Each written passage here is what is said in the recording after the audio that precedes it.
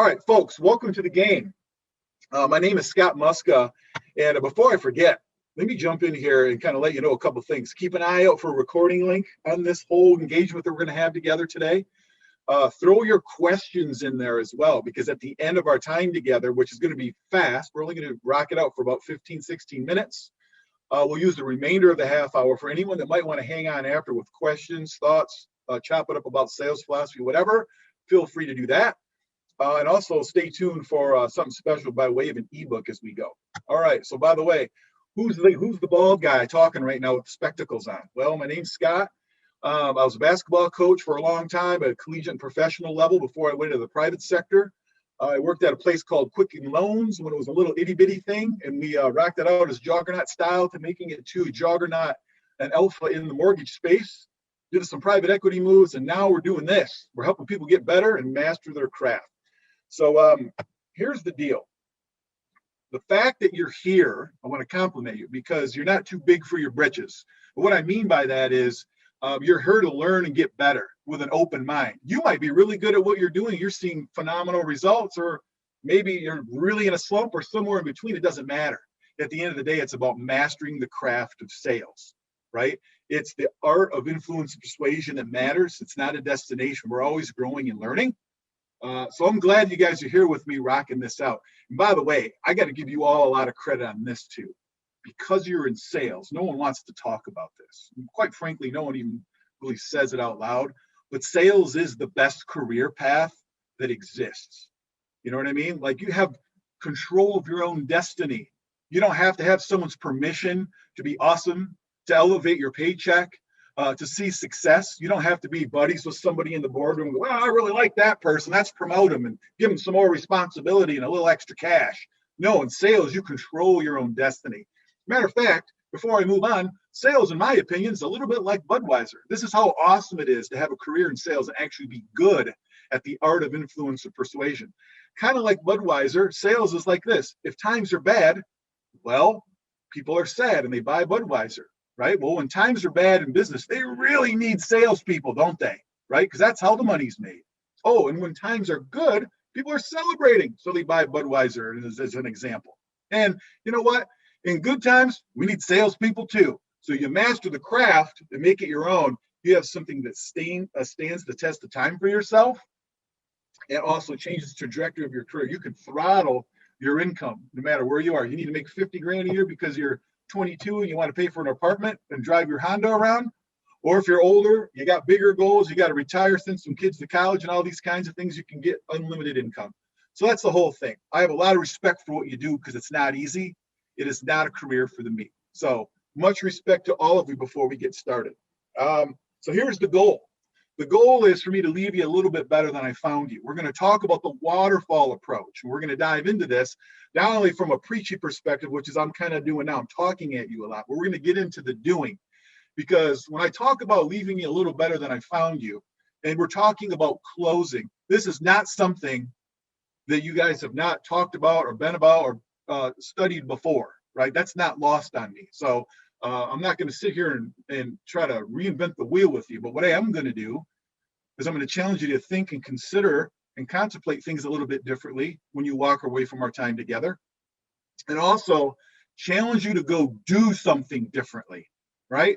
Too much training in sales and not enough coaching, right? It's not enough to just know stuff. You got to be able to do stuff in the moment when it matters most with our clients. And that's why we're here, to grab on to those inches. Success is incremental improvement towards a worthy endeavor. And that's what you're doing right meow, as my daughter would say. Dad, right meow. Okay, so now we're going to get into this. So let me break it down. The waterfall approach, a way to close and ask for the business, not just once, but 4 times, in a way that is respectful, in a way that is diplomatic, but also in a way that is compelling and convincing, because it's all about conversion, folks. It's all about the stats, right? We know that 60-something%, I forget the real number, but like 60-something% of people don't even ask for the business in a formal sense once, let alone 3 or 4 times. I mean, think about what percentile you are if you're asking for the business in a formal sense 2 or 3 times. It's crazy. Do it with consistency. You're changing the trajectory of your sales game. So we're going to break these down. I'm going to give you an example of them, and then I'm going to actually do them. And then I'm going to actually have one of you guys do it with me. As a matter of fact, while we're on that, let's go ahead and identify a volunteer. I need a volunteer. So go ahead and raise your hand with the little technology button there. And my good friend Carrie is going to help me identify who that person is. And if you don't raise your hand, I'll just pick someone because we're doing this really fast because we're all doing all this inside of like 16 minutes, my friends. Is there anybody out there, Carrie, that's raising their hand? I know we got a lot of folks. It's pretty cool. Okay.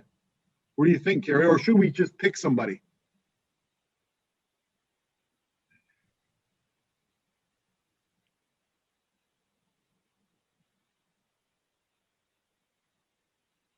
Let me see here. Oh, I see the chat. I'm going in the chat. See here. What do we got here? Chat play. What's it say? Deborah, any questions? Nope, that's not it. All right, we're going to move on. So here we go. We're going to get a volunteer later. Keep looking for one, Carrie. We'll come back and get them in a minute when it's time. All right, so here's the waterfall. Whoop, go ahead. I realized I was on mute. I have Kendra here able to speak. I've allowed her. Yeah, let her speak. I want to talk to Kendra for a minute. Kendra, how are you? I'm good. How are you? I'm doing great. Kendra Callow, am I saying that properly? Kendra Kalo. Kalo, okay, awesome. Well, thanks for playing and being brave and raising your hand. I will admit this won't be easy. You'll probably fumble the football a little bit, but that's how we get better. Let me ask you this, Kendra, where are you from? What state are you representing here today? I am in Phoenix, Arizona. Oof, nice. What's the temp? Yeah, it's real cool here. Is it? Oh, 150 maybe? Trying to stay warm. That's great. Well, thanks for jumping in and volunteering, Kendra. We really appreciate it. And the good news is because you're doing this, you're going to get a little incrementally more out of this than maybe the next person that's involved. And that's a good thing. So, Kendra, what I'm going to do, and everybody, I'm going to break down each 4 of these steps: the sacrifice close, the benefits close, the what's holding you back close, and the worst case scenario close. I'm going to break it down. I'm actually going to execute it on it for you. And then once I get done executing it, I'm going to pivot to Kendra. I'll tee you up for success, and then she's going to execute on it as well. So the sacrifice close, folks. Very straightforward and simple. This is not new to anybody. This is just being deliberate and transparent about what's going on. We're asking for the business. We're not mixing words. We're not getting cute. It's literally just like this, an example. Hey, Jessica, I know we've had a great conversation here. Everything lines up just like you said you wanted. The only thing we need to do now is get you in process. Did you want to use a Visa or a MasterCard? Boom, that's it. Straightforward. It's clear what we're doing, how we're doing it, and of course, more importantly, why we're doing it. So Kendra, go ahead and your best shot. Give me your best sacrifice close. Oh boy. Okay. So I work in health insurance. I don't know if that's what everybody here is on, but that's okay. It don't even matter. We could be selling tires. It don't even matter. Scott, thank you so much for your time today. It's been great going over the benefit details with you. Looks like next thing we need to do is just get you an application in. So let's if we want to go ahead and get that started today. All I'm gonna need is some credit card and bank information from you. Boom, look at that. We didn't get too crazy there. We teed up what happened, where we want to go, and what she needed to do to take action. So very well done, Kendra. Thank you for doing that in front of like 200 people or whatever it is. Nice work. All right, folks, close number 2, the benefits close. The idea here is once we get our objection, we're going to use the benefits, the reasons that we garnered from the client during our conversation with them as to why we're going to do business together, right? We listen, we ask good questions to get the reasons from the client as to why we're going to do business together. And this is where the benefits close comes into play. Okay, so here we go.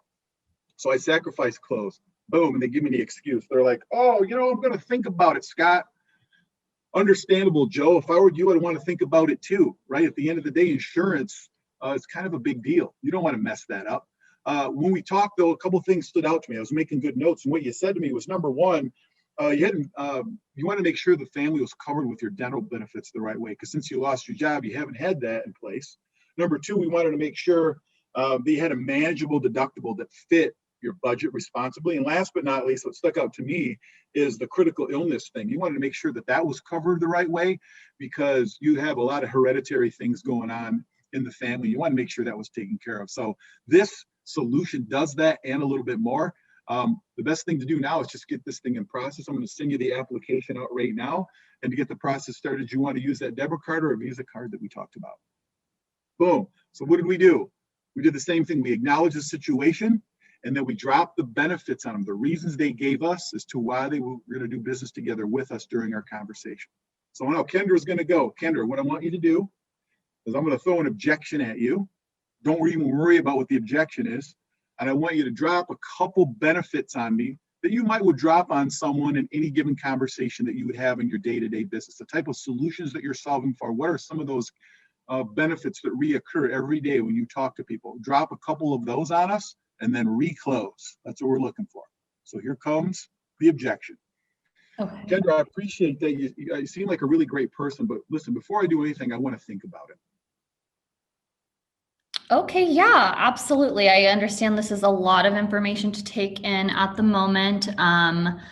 We have talked about a lot today, and I know that when we first started speaking, you had recently just switched jobs, and the healthcare that was provided to you was not quite up to par in what you were looking for. Additionally, I remember, your kids, right? So right now they're on a family plan and they're not getting the best dental coverage. So we did talk about the dental option, which we went over, and I think that would be a great option for your family.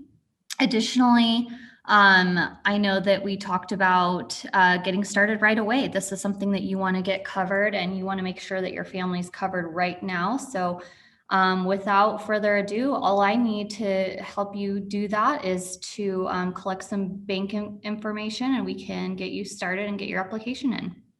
Boom, Kendra, thank you. Nice. Well done on the spot with the pressure cooker on. I love it, right? It's all about what you can do in the moment when it matters, folks. And Kendra did a nice job there. So I'm going to give her little snappy fingers. I can't see you guys, but give her little snaps real quick. All right, the third close. Here's where it gets interesting. Folks, remember this. People don't not move forward, mostly not because they don't like the solution or they don't like you or something like that. Usually it's because they don't trust themselves to move forward. That's why. So these next two closes speak to and deal with that, the internal fear that people have. Everybody's afraid. Sometimes as salespeople, we're afraid to close, and sometimes as clients, we're afraid to move forward, even though logically it makes sense. Here's how we do it. It's close number 3. We're going to use some empathy, and we're going to get the reasons from them that maybe we didn't uncover earlier in our conversation. Here's how it works. I get my second objection. I sacrifice close, objection. I drop my benefits on them, objection again. Doesn't matter. I don't want to move forward because caterpillars wear big brown boots, Scott. Chuck, listen, that's not the first time I've heard that, and I'm sure it won't be the last. I'm with you 100%. Now, I want to level with you. I'm sensing a little bit of hesitancy with you. All right. So what I want to do is, in order for me to best help you get things done that you said you wanted to, I want you to level with me and take a step back for a second and just level with me. At the end of the day, what's really holding you back? And then you wait. You don't say, is it this or is it that? You wait. Let them talk, because what will happen can be interesting. They very well may give you things that you didn't hear the first time when you talked to them earlier, or that you never uncovered. And that's the answers to the test. The ability to deal with the real objection, Johnny on the spot, while we still have them in our face or on the phone, is absolutely key to elevating our opportunity at elevating an incremental conversion, right? So Kendra, give us a shot at the what's holding you back piece. I want you to drop that line on me. Give me a little empathy. Scott, at the end of the day, like, what's really holding you back? Whenever you're ready. Scott, yeah, let's, I know that, this is a really big decision for you and for your family. And I know that you're kind of in a tough position right now. What is it that's really holding you back in terms of getting started here? Boom. I love it. Well done. Folks, last but not least, look at, I'm going to hit you at 16 minutes or less. Look how good I am right now. All right, here's the last close. The worst case scenario close. So sacrifice close, bam, drop benefits on them, boom, remind them to the reasons they gave us as to why we're going to do business together. Bang, what's holding you back? Empathize, really try to pull out the objection, give ourselves the best chance to do that. You get one more objection. Then it's this, the worst case scenario. So Jessica, here's the deal. I pride myself in being an expert in my craft. And with that being said, before I let you go, because I can tell that you're going to really want to think about this, I just wanted to ask you this. What's the worst thing in the whole wide world that you could possibly imagine happening if we got this solution and process for you and accomplished everything the way that you said that you wanted to? We're knocking everything out and a little bit more. We're solving the problem. What's the worst thing in the world that you can possibly imagine happening if we were to get this in process, just like you said you wanted? Boom. And I'll have to explain where that goes, right? That's all good stuff. But I want to get to Kendra and give her at bats, and she's earned it because she's been getting out here and getting after it for us in front of everybody. So Kendra, whenever you're ready, I'll give you an objection and drop the worst case scenario in the world. What's the worst case? So Kendra, listen, I appreciate, but I really want to think about this. I really want to run this by my spouse. Can I just call you tomorrow? I know that your time is very valuable, and so is mine. And I appreciate all the time that we've spent today. I know this is a big decision for you. I just want to ask, what do you think would be the worst case of us getting this application in today? I'm just kind of thinking about everything that we've talked about and gone over, and really we're just putting an application in. You can always cancel on us. We can't cancel on you. So just wanted to know what you think, what would be the worst thing that could happen if we get Boom, this. I love it. I love it. Kendra, thank you so much. Everybody, thank you so much. I just want to let you know, like, look, it's not about what we know and understand as much as it is what we're able to do. None of this, what we went over, is like this parting of the clouds, but it's fundamentally sound. As you go through it, if you're listening authentically, you understand that this does make sense, but what it matters most about is the execution, being able to do it in the matter when it matters most with the client. So perfect practice makes perfect. Being able to close diplomatically without being pushy or rude, and with the client's best interest in mind, being able to close 2, 3, and 4 times. It'll elevate your conversion. All right, that's it, guys. If you want to stay after with questions, chop it up about sales and philosophy or whatever, I'm going to hang out for a little while. Other than that, may you all dominate the rest of your day and the rest of your week. Take care.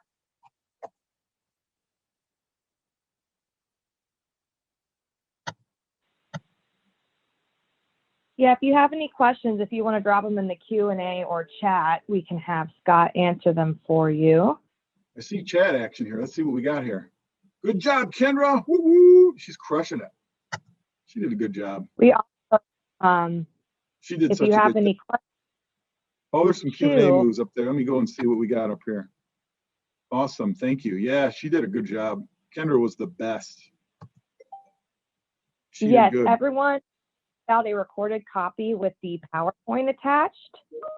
So you will receive all of this that you saw today along with the PowerPoint. Awesome. And by the way, last but not least, if anyone's got any feedback or thoughts, we'd love to hear that as well. Like, what could we have done better? If there's something that maybe in a future opportunity where we have an engagement like this that you'd like to see something emphasized, throw that our way as well, right? We're always looking to get better ourselves, so we appreciate that. They wanted to know, Scott, what are your recommendations for clients who refuse to make time for a phone call and want to only communicate via text or email? People that only want to communicate via written word versus like talking on the phone, that's a big one today, isn't it? That's hilarious. Well, one of the things is, I always feel like meet people where they are, right? We never want to put a square peg through a round hole. And again, now we're going down the road of this is an opinion thing. But I feel like initially you want to engage them in that way. Like, I've in the past ran actually one of my sales teams was different than the others. And it was a whole chat section, right? And the reason why people chat, to the point of the question, is, well, they want to type. They don't want to really talk to anybody if they can help it. But what happens is if we're chatting in a way, we want to compel them to be in a position during the course of our conversation to want to talk to us. And what that means is we want to get them to understand, like, look, if I'm talking to you in chat, I can communicate things to you in a way that can't be misunderstood. And so in order to get them on the phone, I think what you want to do is bait them with what they really want to, which is the solution. Like, listen, what I want to do is I'm going through this. I have a couple questions for you. I'd like to catch you on the phone briefly for a few moments to not only just get a clear understanding of exactly where you're going with this. I have a pretty good picture, but I also want to walk you through the solution that we're going to land on. It's going to best solve for what you need. And I would love to just kind of walk you through that. So meeting them where they are at first, getting them comfortable, and kind of going about things that way on the front end, but then just putting literally a direct, respectful ask in front of them, be it via written word, like, hey, let's jump on a phone call really quickly.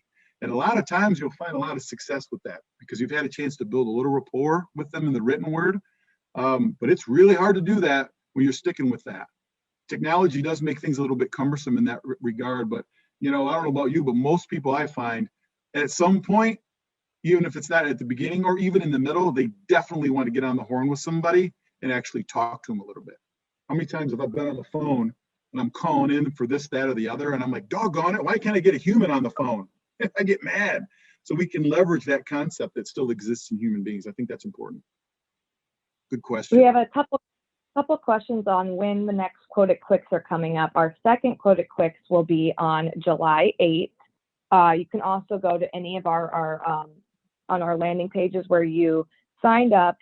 We can have a full schedule. We'll send that out via email. Our next one's July 8th. We also have another question for you, Scott. What do you recommend if a salesperson is not talking to the decision maker and the decision maker is hard to get a hold of?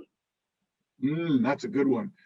So what happens a lot of times is this goes in line a lot to me with like the spousal objection a lot. Like, well, I got to talk to my spouse about this. And a lot of times what I like to do is, first off, during the course of my conversation with them, when I'm like just kind of discovering with them, I like to do an isolation of objection first. So like it might sound something like this. If I find out that they have a partner, before they even give me that phrase or put that in front of me, I ask a question like this. Hey, Jessica, I talk to a lot of people every single day. And at the end of the day, one of the things that I hear you tell me is important to you is X, Y, and Z. I rattle off some things that they said was important to them. So once I do that, I ask them this question. So, hey, at the end of the day, how would you say your spouse's goals differ from the ones that you just shared with me that are important to you? And you do that in the middle of your discovery phrase, a couple things will happen.